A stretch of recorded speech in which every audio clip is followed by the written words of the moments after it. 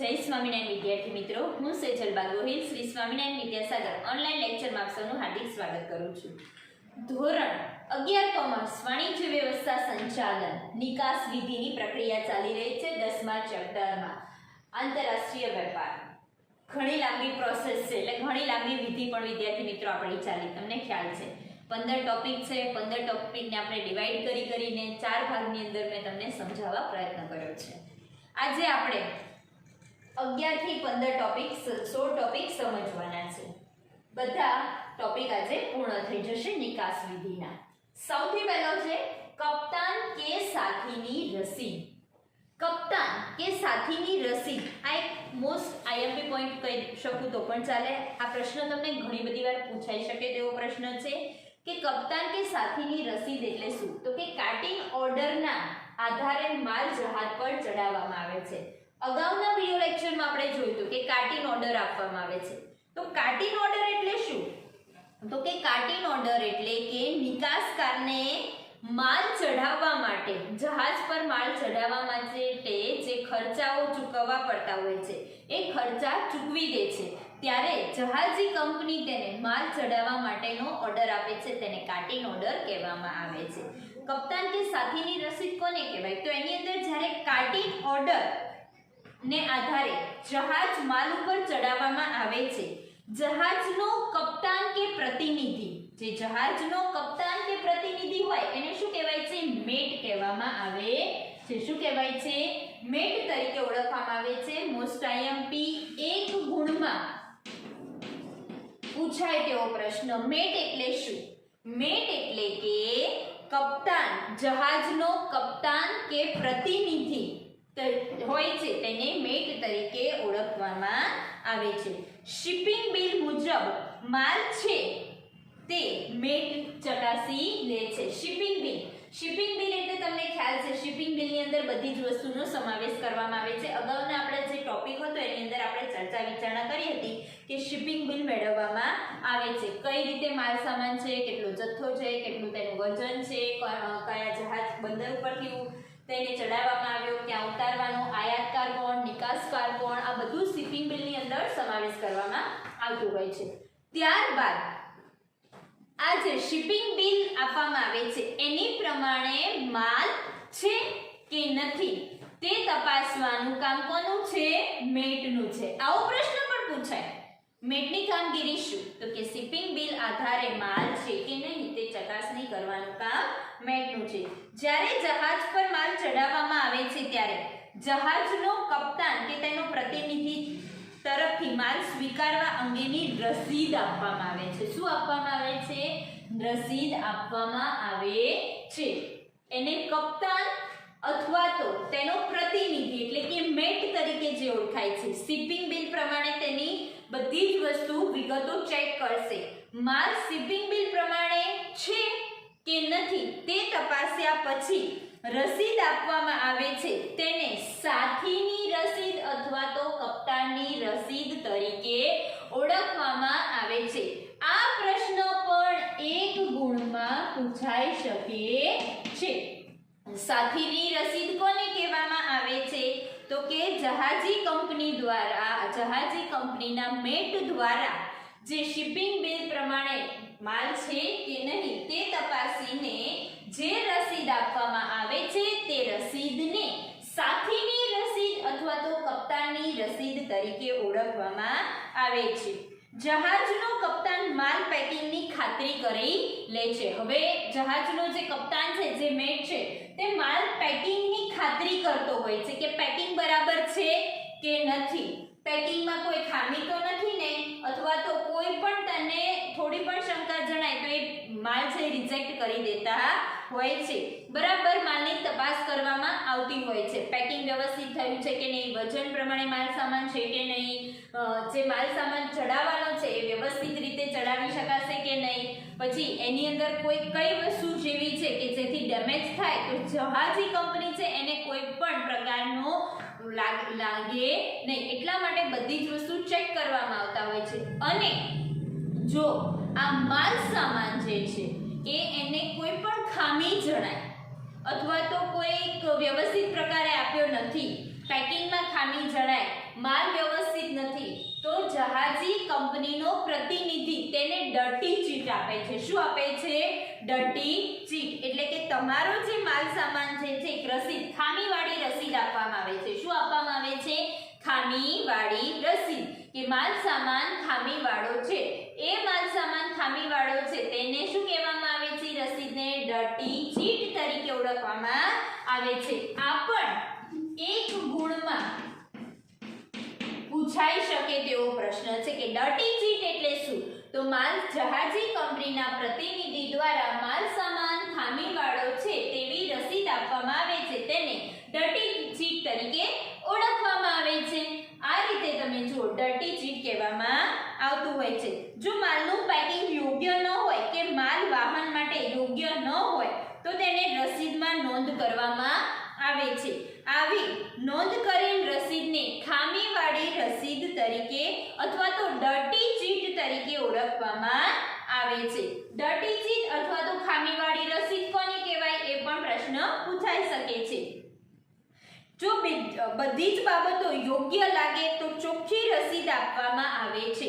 જે સાથી રસીદ ખામીવાળી હોય તો તેનો અર્થ એ થાય છે કે આ સાથીની જે રસીદ છે, આ કપ્તાન જે રસીદ આપશે સાથી રસીદ, એ ખામીવાળી હોય તો તેનો અર્થ એ થાય છે કે જહાજમાં ચડાવવામાં આવેલ માલ ઓર્ડરમાં દર્શાવ્યા મુજબ પેકિંગ નથી અને માલની હેરફેર દરમિયાન જો માલને નુકસાન થાય તો તે માટે જહાજી કંપની જવાબદાર બનતી નથી. બરાબર? આ રીતે ચીટની અંદર વસ્તુ લખીને આપવામાં આવે છે.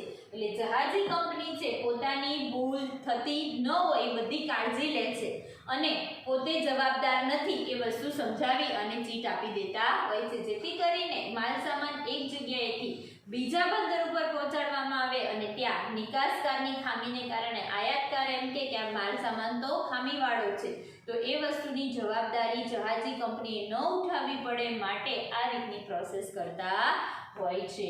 બરાબર? એટલે આ રીતે કપ્તાન કે સાથીની રસીદ આપવામાં આવતી હોય છે. તેમાં કયા કયા મુદ્દા આવે છે? તો કે કાર્ટિન ઓર્ડરને આધારે માલ છે કે નહીં તે જહાજ પર ચડાવાય છે. જહાજ કપ્તાનને શું કહેવાય છે? મેટ તરીકે ઓળખવામાં આવે છે. મેટ દ્વારા માલ સામાન શિપિંગ બિલ પ્રમાણે છે કે નહીં તેની તપાસણી કરીને રસીદ આપવામાં આવે છે. તે રસીદમાં માલની ખાતરી કરવામાં આવે છે, માલના પેકિંગની ખાતરી કરવામાં આવે છે. જો મેટને અથવા તો જહાજના પ્રતિનિધિને આ માલ સામાન ખામીયુક્ત જણાય તો તે રસીદની અંદર માલ ખામીવાળો છે તેવું લખીને રસીદ આપે છે. તો આવી રસીદને ખામીવાળી રસીદ અથવા તો ડર્ટી ચીટ તરીકે ઓળખવામાં આવે છે. આ ડર્ટી ચીટને ખામીવાળી રસીદ અથવા ડર્ટી ચીટ કહેવામાં આવે છે. ત્યારબાદ જહાજી કંપનીના જે પ્રતિનિધિ છે તે રસીદની અંદર ઉલ્લેખ કરી દે છે કે અહીંયાથી જે માલ સામાન છે એ પહેલેથી જ ખામીવાળો અથવા તો પેકિંગમાં મિસ્ટેક હતી એ રીતનું રસીદમાં લખી દે છે. એટલા માટે જહાજી કંપની કોઈ પણ જવાબદાર બનતી નથી. માલ સામાનને કોઈ નુકસાન થયું અથવા તો કંઈ પણ થાય માલ સામાનને તો જહાજી કંપની આને જવાબદાર નથી એવું રસીદ આપી દેતી હોય છે. તેને કપ્તાન કે સાથીની રસીદ તરીકે ઓળખવામાં આવે છે. ત્યારબાદનો પોઈન્ટ ઓફ છે બિલ ઓફ લેડિંગ. આ શબ્દ અગાઉ આપણે પણ સાંભળી ગયા કે બિલ ઓફ લેડિંગ એટલે શું? બિલ ઓફ લેડિંગ આપવું. તો એની અંદર કપ્તાન કે સાથીની રસીદ માલ જહાજ પર ચડાવ્યા અંગેની પહોંચ છે. શું છે? પહોંચ છે. માલ સામાન કપ્તાન કે સાથીની રસીદે માલ જહાજ ઉપર ચડાવ્યા અંગેની એક પહોંચ આપવામાં આવે છે. તેને નિકાસકારે મળેલી કપ્તાનની રસીદ જહાજી કંપનીમાં રજૂ કરવાથી જહાજી કંપની દ્વારા બિલ ઓફ લેડિંગ નિકાસકારને આપવામાં આવતું હોય છે. કોના દ્વારા? જહાજી કંપની દ્વારા નિકાસકારને બિલ ઓફ લેડિંગ આપવામાં આવે છે. બિલ ઓફ લેડિંગ એ નિકાસકાર અને જહાજી કંપની વચ્ચેનો કરાર છે. શું છે? નિકાસકાર અને જહાજી કંપની વચ્ચેનો એક મહત્વનો કરાર છે. ત્યારબાદ જહાજી કંપની વચ્ચે જો જહાજ કંપની એક બંદરેથી બીજા બંદરે માલ મોકલી આપે તેની ખાતરી આપતો દસ્તાવેજ છે. બિલ ઓફ લેડિંગ એ શું છે તો કે મહત્વનો દસ્તાવેજ છે. એક બંદરેથી બીજા બંદરે માલ સામાન વ્યવસ્થિત પહોંચાડવાનો ખાતરી આપતો દસ્તાવેજ છે. આ દસ્તાવેજની અંદર એક સ્થળેથી દસ્તાવેજમાં શું શું દર્શાવવામાં આવે છે?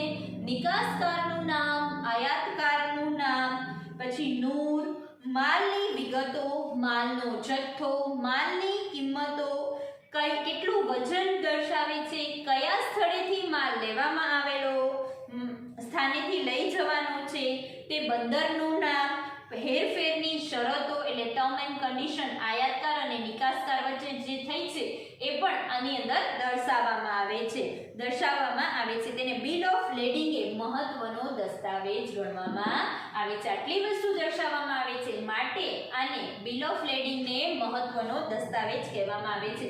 આ બિલ ઓફ લેડિંગ પણ 2 ગુણ અથવા તો 1 ગુણમાં પૂછાઈ શકે તેવો પ્રશ્ન છે. તેનું તમને પૂછી શકે છે બિલ ઓફ લેડિંગ એટલે શું તો કે કપ્તાન કે સાથીની રસીદે માલ જહાજ પર પહોંચાડવા અંગેની જે પહોંચ આપવામાં આવતી હોય છે. ત્યારબાદ દસ્તાવેજમાં આની 3 નકલો પાડવામાં આવે છે. કેટલી? 3. જુઓ, મહત્વનો દસ્તાવેજ છે, 3 નકલો પાડવામાં આવે છે. એક નકલ જહાજી કંપની પાસે રહે છે, બીજી નકલ 2 નકલ નિકાસકાર પાસે અને આયાતકાર પાસે. આ રીતે કુલ 3 નકલો કરવામાં આવતી હોય છે. એક નકલ જહાજી કંપની રાખે, બાકીની 2 નકલ નિકાસકારને મોકલવામાં આવે છે, જેમાંથી એક નકલ નિકાસકાર આયાતકારને મોકલાવે છે, જેના આધારે આયાતકાર માલ છોડાવતો હોય છે. બિલ ઓફ લેડિંગ દ્વારા માલ છોડાવવામાં આવતો હોય છે. શું કરે છે? છોડાવવામાં આવે છે. તો આની અંદર બિલ ઓફ લેડિંગ નું 3 નકલો હોય. એક નકલ કોની પાસે? જહાજી કંપની પાસે.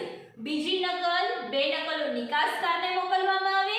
નિકાસકાર એક નકલ પોતાની પાસે રાખે, બીજી નકલ આયાતકારને જ આપે છે, જેના દ્વારા જહાજી કંપની પાસેથી આ બિલ ઓફ લેડિંગની મદદથી તે પોતાનો માલ છોડાવી શકે છે. તો આ રીતે બિલ ઓફ લેડિંગ કામગીરી કરે છે. ઉત્પત્તિનું પ્રમાણપત્ર. ઉત્પત્તિનું પ્રમાણપત્ર એટલે શું કે જે માલ સામાન ઉત્પાદન થયો છે, તેની ઉત્પત્તિ થઈ છે, તેનું પ્રમાણપત્ર મેળવવાનું હોય છે. માલ છે એ કયા દેશમાં ઉત્પન્ન થયો છે તે દર્શાવતું પ્રમાણપત્ર આપવું એટલે ઉત્પત્તિનું પ્રમાણપત્ર. જુદા જુદા દેશો વચ્ચે થયેલા કરાર અને જે તે દેશમાં આયાત અને જકાત ઉપર રાહત આપે છે. આ કરાર હેઠળ રાહત મેળવવા અંગે સૂચિત માલ કયા દેશમાં ઉત્પન્ન થયો છે તે અંગે પ્રમાણપત્રની જરૂર પડે છે. શેની જરૂર પડે છે? પ્રમાણપત્રની જરૂર પડે છે. આવું પ્રમાણપત્ર વેપારી મંડળ, ચેમ્બર ઓફ કોમર્સ અને સરકાર પાસેથી મેળવી શકાય છે. તો આ જે આયાત જકાતની રાહત મળે છે, ઉત્પત્તિનું પ્રમાણપત્ર હોય, કયા દેશમાં માલ સામાન ઉત્પન્ન થયો છે તેના પ્રમાણપત્ર આપવામાં આવે છે. આયાત જકાત પર રાહત મેળવી શકાય છે. તો આવું પ્રમાણપત્ર કોણ આપે? વેપારી મંડળ આપે, ચેમ્બર ઓફ કોમર્સ આપે અને સરકાર આપી શકે છે. આવો પ્રશ્ન તમને પૂછાઈ શકે, ઉત્પત્તિનું પ્રમાણપત્ર કોણ આપે છે? તો તમે કહી શકો છો કે ઉત્પત્તિનું પ્રમાણપત્ર વેપારી મંડળ, ચેમ્બર ઓફ કોમર્સ અથવા તો સરકાર આપી શકે છે. 1 ગુણમાં પૂછાઈ શકે તેવો પ્રશ્ન છે. મેં તમને અગાઉ જ કીધું હતું કે આની અંદરથી લોટ્સ ઓફ 1 ગુણના પ્રશ્ન નીકળે છે. તો બધા પોઈન્ટ ઓફ વ્યૂ અહીંયા તમને સમજાવતી ગઈ છું કેવા પ્રશ્ન પૂછાઈ શકે છે. તો આ પ્રશ્ન તૈયાર કરવાના રહેશે તમારે. ત્યારબાદ વેપારીમાં જુદા જુદા દેશો વચ્ચે થયેલા કરાર મુજબ દેશ જે તે આયાત જકાત પર રાહત આપે છે. આ પ્રકારના કરાર હેઠળ રાહત મેળવવા માટે સૂચિત માલ કયા દેશમાં ઉત્પન્ન થયો છે તે અંગેનું પ્રમાણપત્ર જરૂરી હોય છે. આવું પ્રમાણપત્ર વેપારી મંડળ, ચેમ્બર ઓફ કોમર્સ અને સરકાર દ્વારા મેળવવામાં આવે છે. એટલે આપણે જ્યારે ટેક્સમાંથી રાહત મેળવવી હોય ને ત્યારે આ પ્રમાણપત્ર મેળવવું જરૂરી છે, જેની કારણે કયા દેશમાં ઉત્પત્તિ થઈ છે એ જાણ્યા પછી ટેક્સમાં આપણને રાહત મળતી હોય છે. વેપારી એલચીનું ભરતીયું. વેપારી એલચીનું ભરતીયું એટલે શું? નિકાસકારે કરેલા માલ આયાતકારના દેશમાં પહોંચે એટલે તેની ઉપજ જકાત ભરવી પડે છે। શું ભરવું પડે છે? આપણો નિકાસ કરેલો માલ છે આયાતકાર પાસે પહોંચે છે, ત્યારે આ આયાતકાર પાસે પહોંચે છે એટલે તેની ઉપર એને શું ભરવું પડે? જકાત ભરવી પડે છે। જકાતની ચૂકવણી સરળ બનાવવા માટે વેપારી એલચીનું ભરતું એ મહત્વનો દસ્તાવેજ છે। જકાતની ચૂકવણી સરળ બનાવવા માટે એટલે કે જે જકાત આપણે ટેક્સ ચૂકવવાનું છે એ સરળ બનાવવા માટે આપણે વેપારી એલચીનું ભરતું મેળવી શકીએ છીએ। એમાં સરળતા રહે છે। આયાતકાર દેશને એલચી નિકાસકાર દેશમાં હોય છે। આયાતકાર જે હોય છે એ દેશના એલચી નિકાસકાર દેશની હોય છે। તેની પાસે નિકાસકાર માલની કિંમત અંગેનું પ્રમાણપત્ર મેળવે છે। શેનું પ્રમાણપત્ર મેળવે છે? માલની કિંમત અંગેનું પ્રમાણપત્ર મેળવે છે। તેને વેપારી એલચીનું ભરતિયું તરીકે ઓળખવામાં આવે છે। માલની કિંમત અંગેનું જે પ્રમાણપત્ર મેળવે છે તેને વેપારી એલચીનું ભરતિયા તરીકે ઓળખવામાં આવતું હોય છે। તો આ રીતે જેમાં માલનો જથ્થો, તેની કિંમત જેવી બાબતો દર્શાવવામાં આવે છે। વેપારી એલચામાં શું દર્શાવવામાં આવે છે? તો વેપારી એલચીની અંદર માલનો જથ્થો, માલની કિંમત દર્શાવવામાં આવે છે। તેના આધારે જકાત વસૂલ કરી શકાતી હોય છે। શું વસૂલ કરી શકાય છે? વેપારી એલચીના ભરતિયાને કારણે જકાત વસૂલ કરવામાં સરળતા રહેતી હોય છે। આમ વેપારી એલચીનું ભરતિયું એ મહત્વનો દસ્તાવેજ ગણવામાં આવે છે। ત્યારબાદ છે દસ્તાવેજો મોકલવા। તમે અગાઉ ઘણા બધા આપણે પોઈન્ટ ઓફ વ્યૂ ભણ્યા, તો એની અંદર તમે જોયું શાખનું પ્રમાણપત્ર જોયું, જકાતની ચૂકવણી, માલનું પેકિંગ, માર્કિંગ કરવું, માલનો વીમો લેવો, કાર્ટિંગ ઓર્ડર મેળવવું, આ બધા ઘણા બધા આપણે પોઈન્ટ ઓફ વ્યૂ જોયું। તો દસ્તાવેજો કોને કહેવાય? તો તમને જોયું તો કે આયાતનું ભરતિયું, ત્યારબાદ વીમા પોલિસી, ક્વાર્ટર નોટ એટલે કે વીમા પોલિસી ભરાઈ ગયા ત્યારે આપણને પ્રીમિયમ ભરવા પહેલા જે નોટ આપવામાં આવે ને ક્વાર્ટર નોટ કહેવામાં આવે છે। બિલ ઓફ લેડિંગ, માલ ઉત્પત્તિનું પ્રમાણપત્ર, એલચીનું ભરતિયું, આ બધા કેવા દસ્તાવેજ છે? મહત્વના દસ્તાવેજ છે। તો આ દસ્તાવેજો મોકલવામાં આવતા હોય છે। નિકાસકાર પોતાની બેંક મારફતે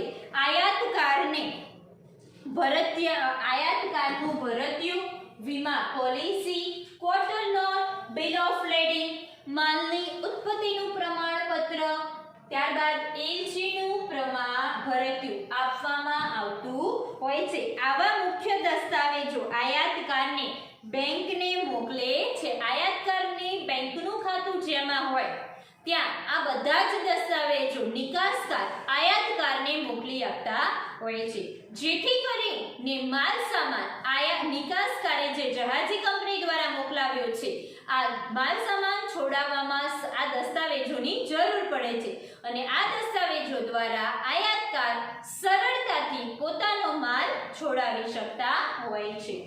નાણાંની વસૂલાત, લાસ્ટ ટોપિક છે નાણાંની વસૂલાત। આખી પ્રક્રિયા થઈ ગઈ, આખા કાર્ય તમે જોઈએ, વિધિ પૂરી થઈ, ત્યારબાદ છેલ્લે શું કરવામાં આવે છે? નાણાંની વસૂલાત। માલ મોકલાઈ ગયો, માલ સેફલી બધી પ્રોસેસમાંથી નીકળી અને આપણું જે કાપડવાળો મુદ્દો મેં કીધું હતું ને હવે પહોંચી ગયો છે, તો આપણે આયાતકાર પાસે પહોંચી જાય પછી આપણે પેમેન્ટની તો જરૂર પડશે કે નહીં? આપણે શું લેવું પડશે? નાણાં। તો આપણે નાણાંની શું કરવાની રહેશે? વસૂલાત કરવાની રહેશે। નિકાસકાર માલના નાણાંની વસૂલાત માટે બેંકને સૂચન આપે છે। નિકાસ કરે છે એટલે આપણે નિકાસ કર્યો છે એટલે આપણે બેંકને સૂચન આપીએ છીએ। ભરતિયામાં દર્શાવેલી રકમ વસૂલ કરવા નિકાસકાર આયાતકાર પર હુંડી લખે છે। શું લખશે? હુંડી લખે છે। હુંડીના સ્વીકાર સામે હોય કે ચૂકવણી સામે હોઈ શકે છે। જો સ્વીકાર સામે હુંડી હોય તો નિકાસકારની બેંક આ હુંડી આયાતકાર સમક્ષ રજૂ કરી તેના આયાતકાર દ્વારા સ્વીકાર કરવામાં થાય છે। માલ અંગેના જરૂરી દસ્તાવેજો આપવામાં આવે છે, પરંતુ જો નાણાંની ચૂકવણી સામે હોય તો હુંડીના નાણાં પૂરેપૂરા ચૂકવાયા પછી જ બેંક દસ્તાવેજો આપતી હોય છે। એટલે કે આપણે હુંડિયામણ સ્વીકારવી, તમને ખ્યાલ હોય તો ચોથો ટોપિક ભણ્યો હતો, એટલે કે જે નાણાં જે છે કન્વર્ટ કરવામાં આવે છે, આપણા જે માલ સામાન હતો પરંતુ આપણે 1000 મીટર કાપડ હતું એ 1000 મીટર કાપડ આપણે શું કર્યું હતું નિકાસ કરીએ છીએ તો એનો આપણે $5000 માં કન્વર્ટ કરવાના હતા અગાઉ આપણે ચોથા ટોપિકમાં ભણી ગયા તો હવે આ જે દસ્તાવેજો આપણે બેંકને મોકલી દીધા છે એ દસ્તાવેજો બરાબર છે પરંતુ આપણે શું કહીએ કે જ્યાં સુધી નાણાંની ચૂકવણી પૂરેપૂરી ન કરીએ ને ત્યાં સુધી દસ્તાવેજો બેંક તરફથી આયાતકારને આપવામાં આવતા નથી બેંકના દસ્તાવેજો આપે છે સ્વીકાર સામે હુંડીના નાણાં પાક્યા તારીખે બેંક વસૂલ કરીને નિકાસકારને મોકલી આપે છે એટલે આયાતકારે જે હુંડી બેંકને આપી હોય એની પાક્યા તારીખે નિકાસકારને મોકલાવે છે એટલે બેંક છે નિકાસકારને આ નાણાં મોકલી આપે છે જ્યારે ચૂકવણી સામે હુંડીના નાણાં નિકાસકારને મોકલી આપવામાં આવતા હોય છે અને હુંડી લખી હોય છે એ જે નાણાં હોય એ નિકાસકારને મોકલી દેવામાં આવતા હોય છે આ રીતની આખી પ્રોસેસ દ્વારા આયાત નિકાસની પ્રક્રિયા કરવામાં આવતી હોય છે જેમ આયાતની પ્રોસેસ આયાતની વિધિ થાય તેવી રીતે નિકાસની વિધિ થાય પૂરેપૂરી પ્રક્રિયા જે છે સળંગ એક સાથે ન પૂછાતા તમને કટકામાં પણ પૂછાઈ શકે 5-6 ટોપિક મુદ્દા લખો 3 ગુણમાં પૂછાઈ શકે 2 ગુણમાં પૂછાઈ શકે ત્યારબાદ નાના ક્વેશ્ચન તો નિકાસ વિધિની અંદરથી તો લોટ્સ ઓફ નીકળે છે કે કાર્ટિન ઓર્ડર કોને કહેવાય મેટ કોને કહેવાય બિલ ઓફ લેડિંગ કોને કહેવાય આયાતકાર કોને કહેવાય નિકાસકાર એટલે શું દસ્તાવેજોમાં કયા દસ્તાવેજોનો સમાવેશ કરવામાં આવે છે એલજીનું ભરતીયું એટલે શું આયાતકારનું ભરતીયું એટલે શું લોટ્સ ઓફ ક્વેશ્ચન જે છે એ નીકળતા હોય છે અને આ બધા ક્વેશ્ચન કઈ રીતે રજૂ કરાય છે અને કેવી રીતે સમજાય છે એની સમજૂતી દરેક વિડીયોમાં મેં તમને આપેલી છે તો આજે આપણી નિકાસની આખી પ્રક્રિયા હતી એ આજે અહીંયા પૂર્ણ થાય છે નેક્સ્ટ વિડિયો લેક્ચરની અંદર આંતરરાષ્ટ્રીય વેપાર સંધિ કરાર અને વિશ્વ વેપાર સંગઠનની ભૂમિકા વિશેની ચર્ચા અને વિચારણા કરીશું ત્યાં સુધી આ બધું રીડ કરતા રહેજો તૈયારી કરતા રહેજો જેથી કરીને પરીક્ષામાં તમે વ્યવસ્થિત પ્રશ્નો લખી શકશો બરાબર તો આવજો જય સ્વામિનારાયણ